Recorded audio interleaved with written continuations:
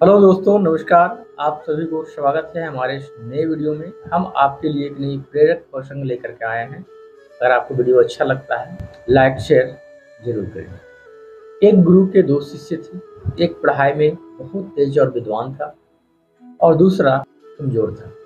पहले शिष्य की हर जगह प्रशंसा और सम्मान होता था, जबकि दूसरे शिष्य की लोग उपेक्षा करते थे। एक दिन रोष में दूसरा शिष्य गुरु जी के पास जाकर बोला, गुरु जी, मैं उससे पहले से आपके पास विद्या अध्ययन कर रहा हूँ, फिर भी आपने उसे मुझसे अधिक शिक्षा क्यों दी?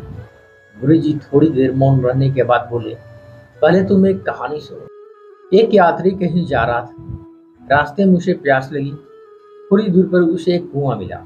कुएं पर बाल्टी तो थी, लेकिन रस्सी नहीं थी, इसलिए वह आगे बढ़ गया। थोड़ी देर बाद एक दूसरा यात्री उस कुएं के पास आया।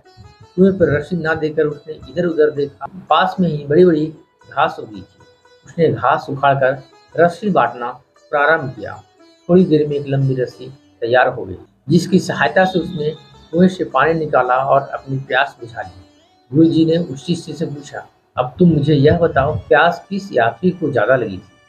शिष्य ने तुरंत उत्तर दिया कि दूसरे यात्री को। गुरु जी फिर बोले, प्यास दूसरे यात्री को ज्यादा लगी थी, यह हम इसलिए कह सकते हैं क्योंकि उसने प्यास बुझाने के लिए परिश्रम किया।